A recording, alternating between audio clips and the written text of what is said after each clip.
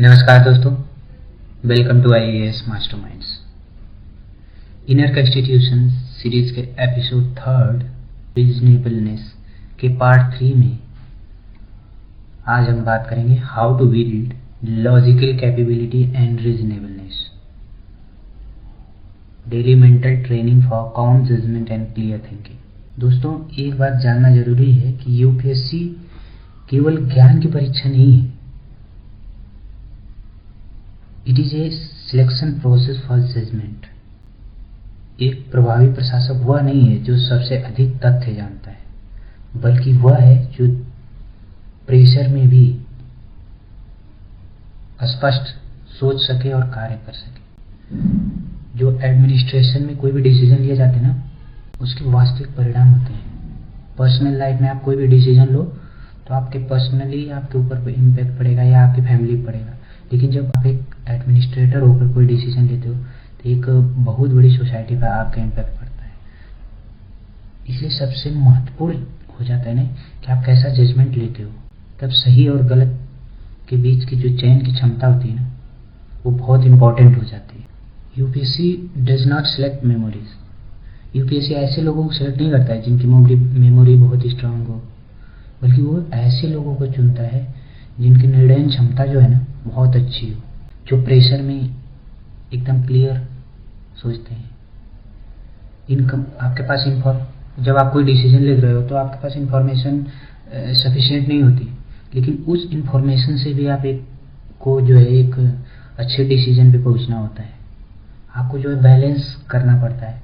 बहुत सारे stake holder होते हैं, इतनी डाइवर्सिटी है, तो आपको जो है ना बैलेंस डिसीजन लेना पड़ता है। और आपको इमोशनल एरर्स, मतलब आपको इमोशंस में आके कोई एरर नहीं करना होता है। इन सब चीज़ें आपके अंदर होनी चाहिए और यही यूपीएससी डिमांड करता है। तो हम आइए समझते हैं कि हमारा जो जजमेंट की जो कैपेबिलिटी होती है ना, तीन चीज़ों से मिलकर बनी होती है। एक होता है इंटेलिजेंस, जहाँ हम समस्याओं को सॉल्व करते हैं, इसमें हमारी मेमोरी होती है, पैटर्न समझने की क्षमता होती है। वहीं लॉजिक जो होता है ना, हमारे पास जो इन्फॉर्मेशन है उसका विश्लेषण करता है कि हमारे पास जो इन्फॉर्मेशन है उससे क्या आउटकम निकल के आ रही है, क्या परिणाम आ रहा है, क्या हो सकता है, क्या हुआ है, आगे क्या हो सकता है। और जो हमारे माइंड का थर्ड पार्ट है रीजन, यानी जब हम इंफॉर्मेशन लेते हैं फिर हम एक रीजन पे पहुंचते हैं कि हमें ये जो है विकल्प चुनना चाहिए। ये तीनों चीज़ें जो है ना बहुत ज़रूरी होती है, लेकिन इन सब में जो सबसे महत्वपूर्ण होता है वो रीज़न होता है। और आज हम जो है ना इसी की बात करेंगे। रीजनेबलनेस क्यों जरूरी है? पहले तो इमोशंस, ईगो और रीजन, तीन चीज़ें से मिलकर बनता है हमारा माइंड। तो इमोशन जो होता है ना तुरंत रिएक्ट करता है, और इमोशन जब रिएक्ट करता है तो आपके सोचने समझने की क्षमता खत्म हो जाती है। और ईगो जो होता है हमारा, उसका काम होता है कि हम जो भी बोल रहे हैं वो सही है, इससे उसका वो डिफेंस करता है, खुद की डिफेंस करता है वो। इससे प्रॉब्लम हो जाती है कि आप जो है रिजिड हो जाते हो, जो आप बोल रहे हैं आपको लगता है वही सही है, दूसरी इन्फॉर्मेशन या दूसरों के विचार आप जो है एक्सेप्ट नहीं करते हो। लेकिन जो रीजन है ये जो है ना ईगो और इमोशंस पे कंट्रोल करके एक अच्छा डिसीजन लेता है। ये डिसाइड करता है क्या करना है क्या नहीं करना है। लॉजिकल कैपेबिलिटी और रीजनेबलनेस बढ़ाने के दो तरीके होते हैं, एक थ्योरी के लेवल पे, एक होता है प्रैक्टिस के लेवल पे। तो थ्योरी के लेवल पे है कि डीप थिंकिंग कैपेबिलिटीज, यानी आपके अंदर जो है ना डीप थिंकिंग कैपेबिलिटी तब डेवलप होगी जब आपको नॉलेज हो। आप हिस्ट्री, पॉलिटी, ज्योग्राफी पढ़ रहे हो तो क्या हो रहा है, ये आपके अंदर नॉलेज आ रहा है, आप चीज़ों समझ रहे हो, क्या सही है क्या गलत है, क्या करना चाहिए क्या नहीं करना चाहिए। लेकिन ये हो गया इन्फॉर्मेशन आप कलेक्ट कर रहे हो। आपके अभी वो कोई एक्सट्रीम सिचुएशन आ जाए, प्रेशर में आप आ जाओ, या कोई आपकी आलोचना कर रहा है, या कोई आपके साथ कुछ गलत हो गया है, इस कंडीशन में जो है ना आप गलत डिसीजन ले लोगे। तब आपके पास चाहे जितनी इन्फॉर्मेशन हो वो काम नहीं आएगी, आपके पास चाहे जितना नॉलेज हो काम नहीं आएगा। इस कंडीशन में आपको ट्रेन करने की जरूरत होती है कि आप डेली लेवल पे जब आपको अपने आप को प्रेशर में काम रखने की प्रैक्टिस करोगे ना, तब जो है बाद में कोई अगर आपके ऊपर कोई प्रेशर आ जाता है तो आप काम रहोगे। तो हमारा सेकेंड पार्ट होगा डेली बिहेवियरल ट्रेनिंग, यानी आपको खुद को ट्रेन करना है कि आप जो है किसी प्रेशर सिचुएशन में कैसे डिसीजन लें। तो इस एपिसोड में आगे बढ़ने से पहले आपको मैं एक मेंटल मॉडल बताता हूँ कि इमोशन जो होता है हर इंसान के अंदर होता है, और एक जो है ना ये फ्यूल की तरह काम करता है। आपको जब इमोशंस हो, जैसे आपको यूपीएससी की प्रिपरेशन कर रहे हो तो आपको इमोशंस आपके अंदर होगा कि मैं क्यों बनना चाह रहा हूँ, तो आपको एनर्जी देता है कि मुझे प्रेस्टीज चाहिए, मुझे सम्मान चाहिए, या जो भी आपको मोटिवेट करता हो। तो यानी कि इमोशंस क्या है, आपको एनर्जी दे रहा है। ईगो आपको डायरेक्ट कर रहा है कि नहीं मैं बोल रहा हूँ मुझे करना है, यानी आपका ईगो है, ये आपको डायरेक्ट कर रहा है नहीं मुझे यूपीएससी करना है, मुझे पीसीएस करना है, या जो भी हो ये आपको डायरेक्ट कर रहा है मुझे करना है। इमोशंस क्या है कि जो आपका मोटिवेशन है ना वो एनर्जी आपको दे रहा है कि नहीं ये मुझे करना है, मैं लड़ूंगा इसके लिए। लॉजिक थर्ड पार्ट होता है लॉजिक, यानी कि लॉजिक आपको स्ट्रक्चर देगा कि आपको कैसे पढ़ना है, टाइम टेबल, कौन सी कोचिंग ज्वाइन करनी है, क्या ऑप्शनल सब्जेक्ट लेना है, ये सब चीज़ें कौन कर रहा है, लॉजिक कर रहा है। और इन सब चीज़ों को डायरेक्शन, जैसे इमोशंस आपके जो एनर्जी मिल रही है, फ्यूल जो है उसको, फिर डायरेक्शन, फिर लॉजिक, इन तीनों को जो मैनेज करता है ना वो रीजन यानी रीजनेबलनेस, ये तीनों को मैनेज करता है। आपका स्ट्रक्चर कौन सा सही है, ईगो आपको डायरेक्शन मिल रही है तो आप ईगो में अगर बह गए तो डायरेक्शन जो है, डायरेक्शन को सही करना है तो डायरेक्ट करता है कि इधर चलना है, लेकिन सही है कि नहीं है ये आपका रीजन डिसाइड करता है।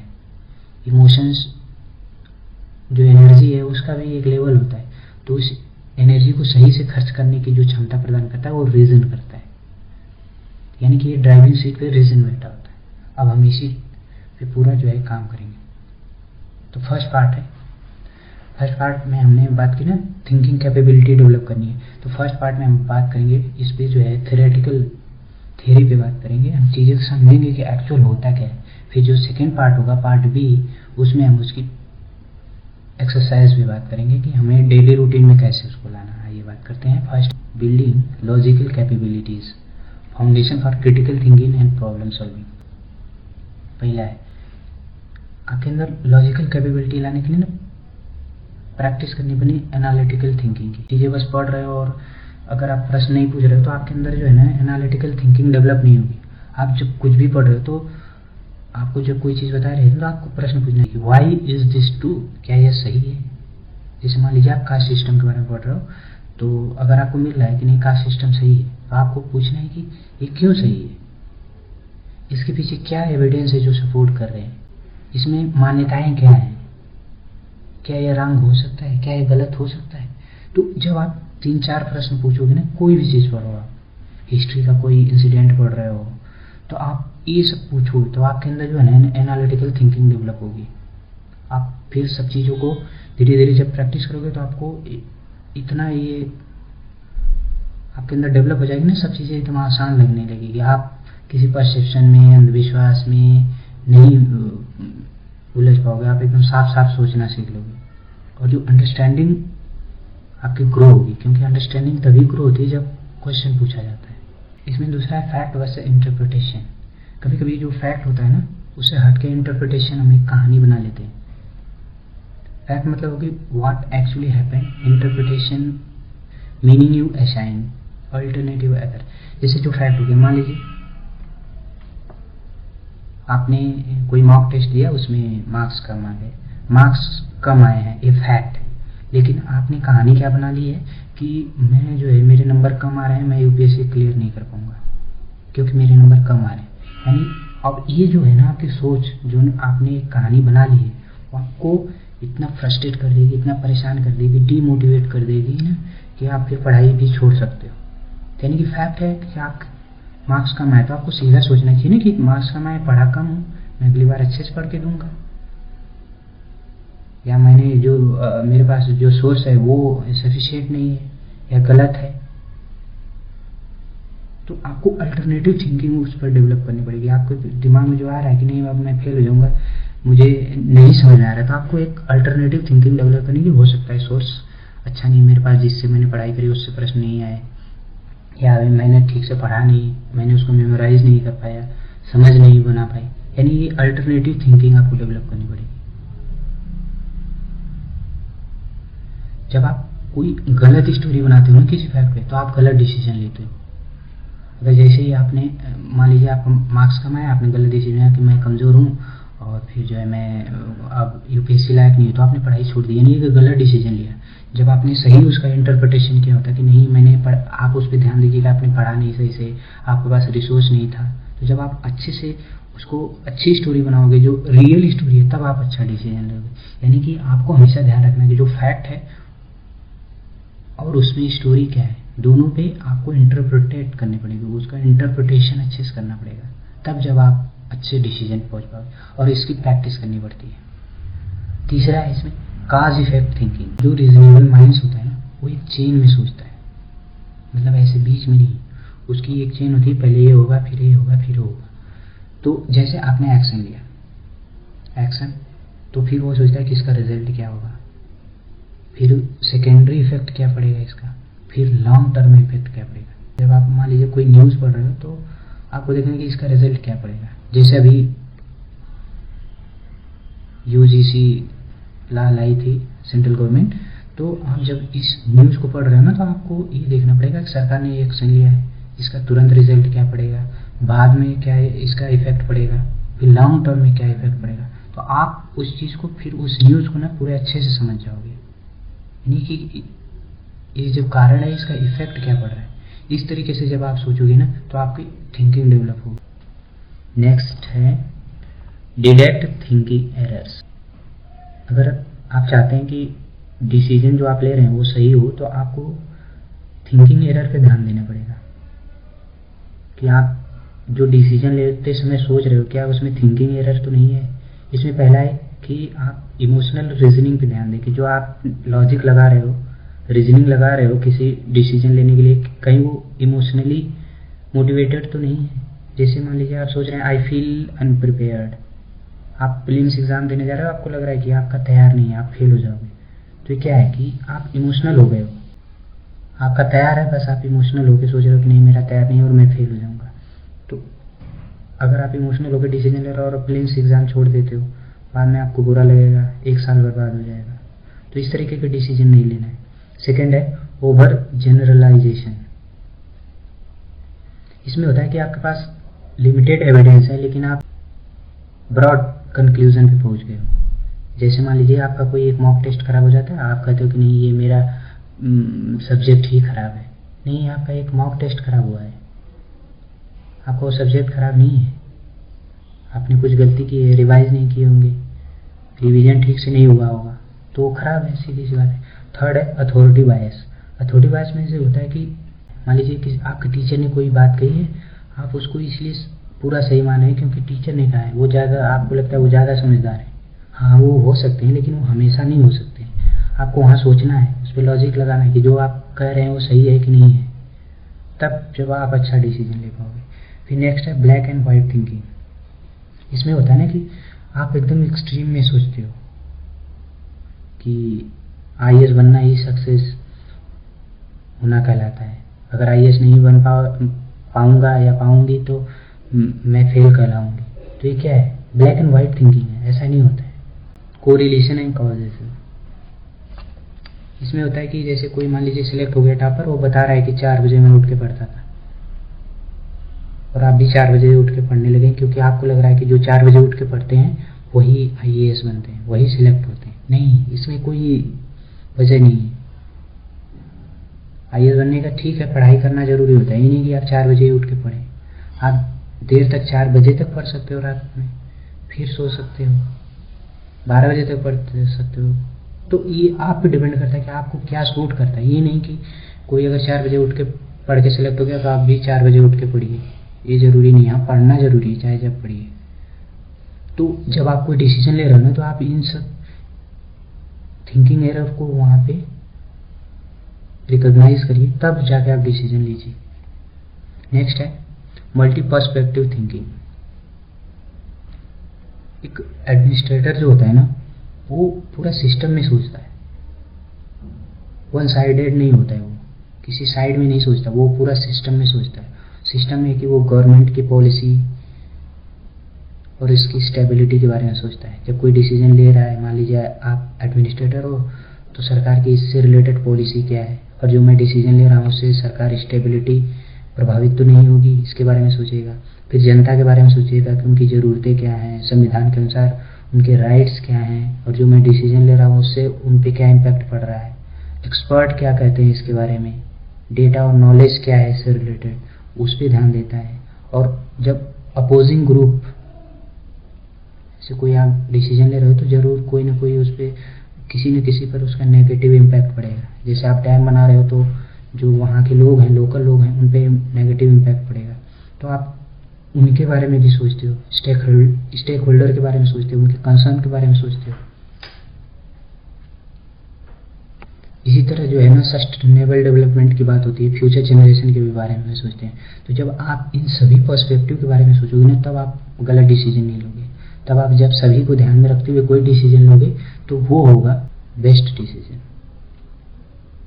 और जो ये एडमिनिस्ट्रेटिव क्वालिटी होती है कि आपको सभी पर्सपेक्टिव को ध्यान में रखते हुए कोई डिसीजन लेना है।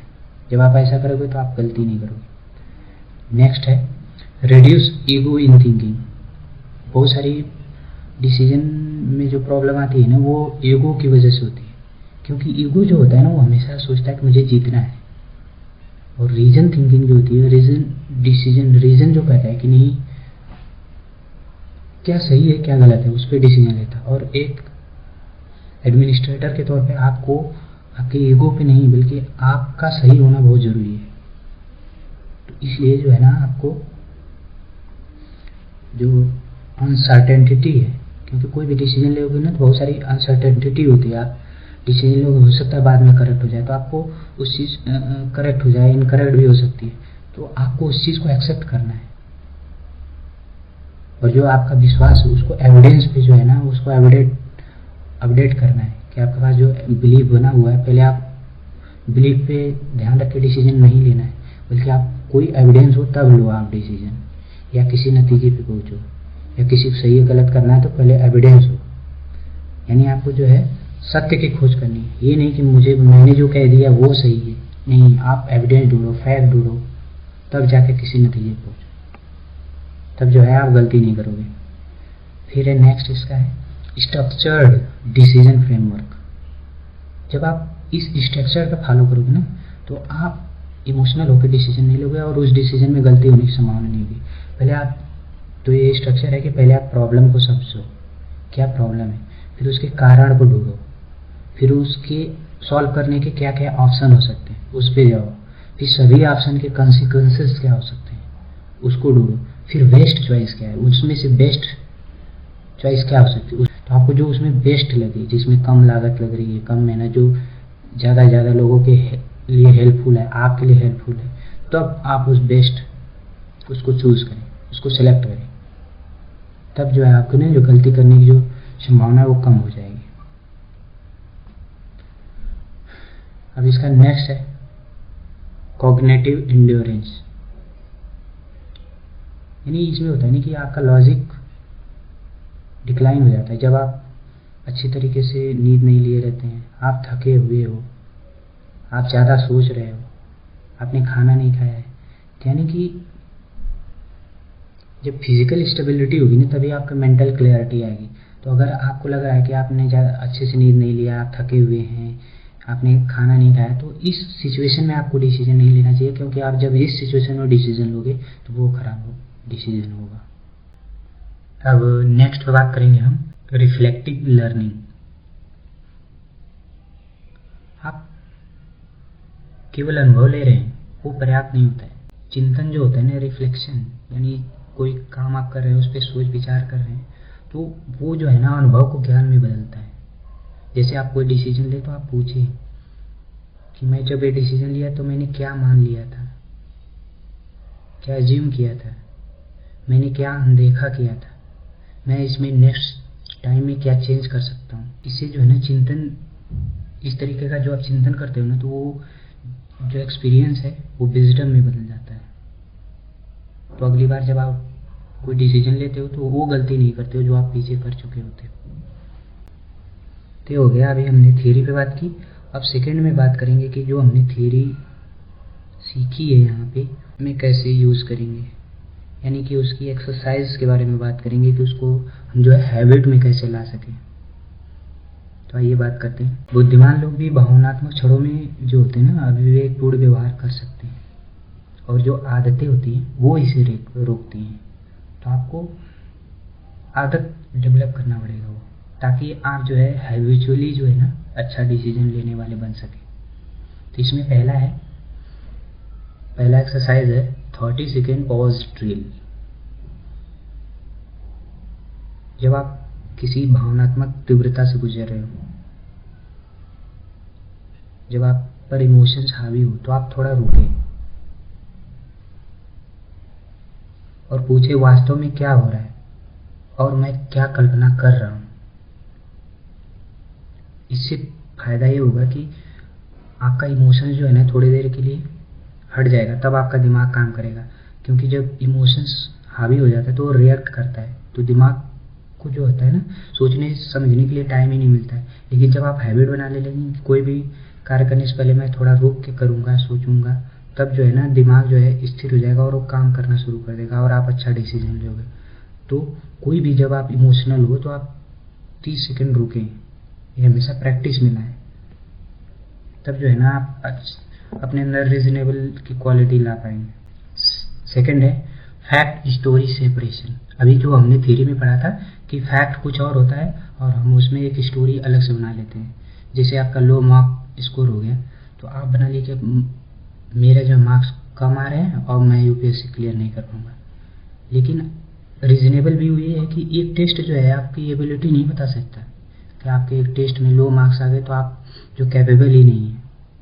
और जो मोस्ट सफरिंग होती है ना, जो लोग अधिकतर परेशान हो जाते हैं ना, वो फैक्ट की वजह से नहीं बल्कि वो जो स्टोरी बना रखी है ना उससे लेकर, उसकी वजह से उन्हें प्रॉब्लम होती है।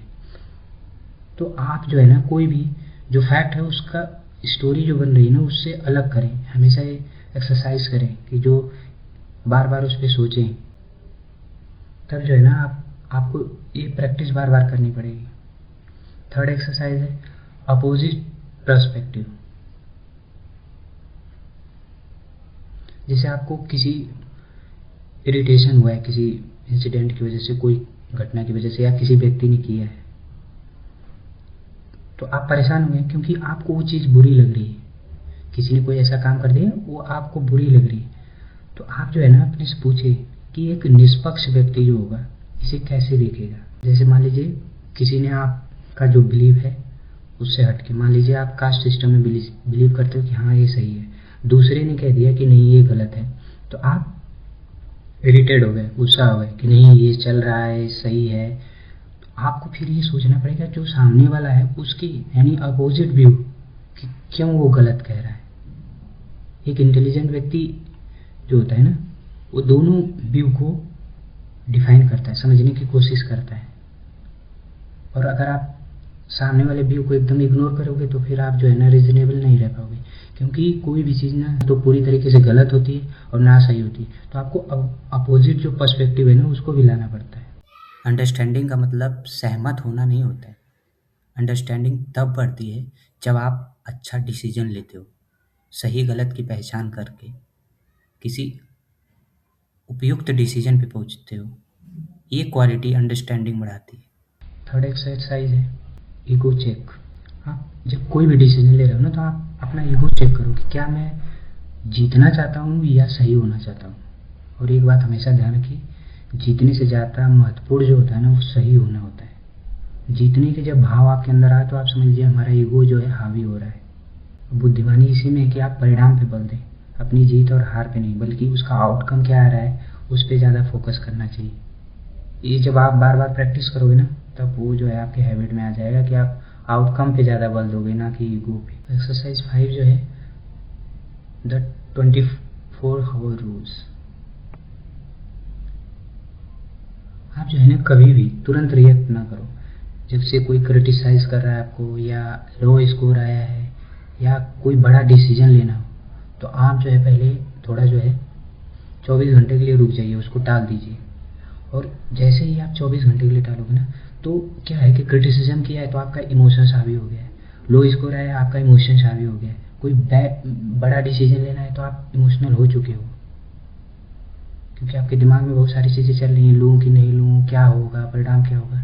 तो आपका इमोशंस उस सिचुएशन में हावी हो गया है आप पे, और जैसे ही इमोशंस आप पर हावी हो जाता है, किसी पर भी हावी हो जाता है, तो जो लॉजिकल कैपेबिलिटी होती है वो लो हो जाती है। तो जैसे ही आप 24 घंटे के लिए उसको टाल दोगे तो इमोशंस का क्या है कि वो बहुत देर तक नहीं रह पाता है, वो फिर धीरे धीरे जो है ना फेड हो जाता है, कमज़ोर होता चला जाता है। जैसे ही इमोशंस कमज़ोर होता जाता है तो आपकी लॉजिकल कैपेबिलिटी जो है बढ़ जाती है, यानी कि जैसे ही आप 24 घंटे के लिए टाल दोगे फिर उसके बाद डिसीजन लोगे तो वो बहुत अच्छा डिसीजन होगा, रीजन बेस्ड होगा और आउटकम भी अच्छा आएगा। तो इसलिए कोई भी बड़ा डिसीजन हो या कोई क्रिटिसाइज किया हो या कुछ भी ऐसा हुआ तो आप 24 घंटे के लिए वेट करें, पेशेंस रखें उसके लिए। एक्सरसाइज 6 है जनरल राइटिंग करना, कि आप प्रतिदिन अपनी अति प्रतिक्रिया पर एक वाक्य लिखें। कि जैसे आपने कोई प्रतिक्रिया कर दी है तो आप लिखें कि मैंने ऐसा क्यों किया, क्या यहाँ पे दूसरा कुछ किया जा सकता था, क्या मेरी गलती थी। तो जब आप लिखोगे ना तो आपके दिमाग में वो चीज़ें बैठ जाएगी, फिर आगे से आप वो गलती नहीं करोगे। बहुत से लोग होते हैं कि एक ही गलती बार बार करते हैं, एक ही टाइप का इमोशंस उन पर बार बार हावी हो जाता है। तो जब आप उसको लिख लोगे ना तो आपका दिमाग उसको जो है ना एक्सेप्ट कर लेगा कि मुझे ये गलती नहीं करनी है, और इसको कई बार आप 10 दिन 15 दिन जब प्रैक्टिस में ला दोगे तो वो वाली गलती होनी बंद हो जाएगी। जैसे किसी वजह से आप किसी पे गुस्सा हो जा रहे हो, रिलेशनशिप खराब हो जा रहा है, तो जब आप उसको लिख लोगे कि ये वजह थी और बिना वजह मैंने गुस्सा किया है, अगर ये वजह भी थी बिना गुस्सा के भी नॉर्मली इसको जो है हैंडल किया जा सकता था। इस तरीके की जब चीज़ें आप लिखोगे, अपने दिमाग में समझाओगे, तो बाद में वो गलती नहीं होगी, आप इमोशनल नहीं होगे उस चीज़ पे। अब अगली एक्सरसाइज है वीकली रियलिटी चेक।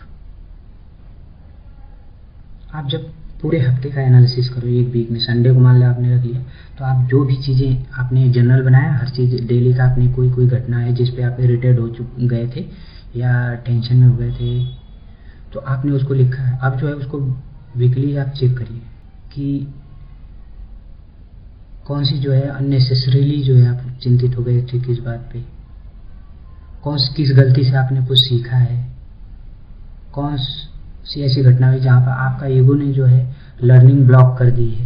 यानी कि आप जो है एक हफ्ते में इस चीज़ को पूछें, तो इससे क्या है कि जो अनावश्यक चिंता हुई है आपको वो खत्म होगा, जो गलती आपने की है दोबारा नहीं करेंगे। और जब आपका ईगो हावी हो गया, आपने कुछ सीखा नहीं आपके ईगो की वजह से, उस पर भी जो है आप काम कर सकते हो। और जो रीजनेबिलिटी होती है ना, रीजनेबलनेस होता है ना, ये रिफ्लेक्शन से आता है। ये कोई आपको गॉड गिफ्टेड क्वालिटी नहीं है, बल्कि प्रैक्टिस करनी पड़ेगी। और ये चीज़ें 1-2 दिन में, 3 दिन 4 दिन में नहीं होगी, ये आपको टाइम बाय टाइम जब तक आप प्रिपरेशन कर रहे हैं आपको एक प्रैक्टिस करनी पड़ेगी चीज़ें, तब जाके होगा, आपके अंदर आएगी। तब आप प्री हो या मेंस हो या इंटरव्यू हो, तो उस जगह जो है ना आप काफ़ी रीजनेबल तरीके से डिसीजन ले पाओगे। प्रीलिम्स में जो है आपको एंजाइटी हावी नहीं होगी, क्योंकि आप रीजनेबली सोच रहे हो, चीज़ों को एनालाइज कर रहे हो। मेंस में जो है आप बैलेंस लिख पाओगे, क्योंकि आपका इमोशन जो है आपको डिस्ट्रैक्ट नहीं कर पा रहा है। इंटरव्यू में आप एकदम कंपोज रहोगे। आपको ये ध्यान देना पड़ेगा कि मैं अपने आप को कूल कैसे रख सकता हूँ, मैं अपनी प्रोडक्टिविटी कैसे बढ़ा सकता हूँ। ये सब चीज़ें यहीं जाएगी जब आप रीजन की क्वालिटी अपने अंदर डेवलप करोगे। तो ये जो मैंने पूरी एक्सरसाइज बताई है 7, उसको जो है ना आप हमेशा उसको अपनी हैबिट में लाने की कोशिश करिए। जब आप 10, 15, 20 दिन ऐसा कर लेंगे ना तो आपके अंदर शामिल हो जाएगा, फिर आपको ध्यान नहीं देना पड़ेगा, आप एकदम काम रहोगे। हर जगह वो चीज़ें दिखेगी, बातचीत में दिखेगी, आंसर राइटिंग में दिखेगी, पढ़ाई में आपकी दिखेगी, इंटरव्यू वगैरह देंगे तब उसमें दिखेगा। और ये चीज़ें धीरे धीरे डेवलप होती है, अचानक नहीं हो जाती है।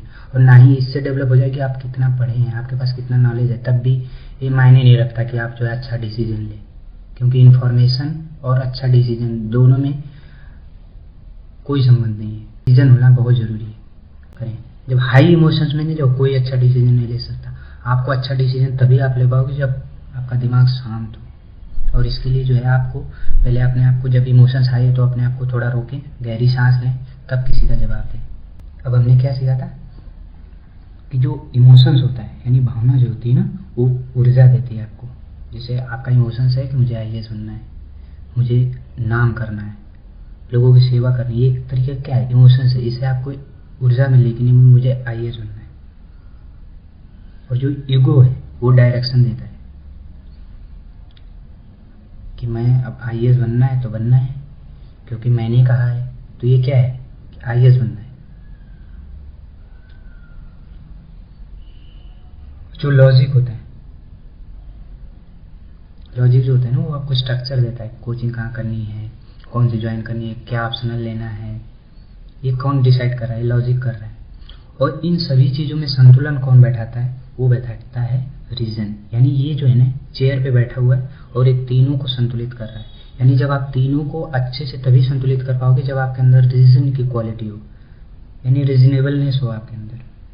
जो लॉजिकल कैपेबिलिटी होती है इट इज़ नॉट टैलेंट, ये कोई टैलेंट नहीं है, और रीजनेबलनेस इज नॉट पर्सनैलिटी।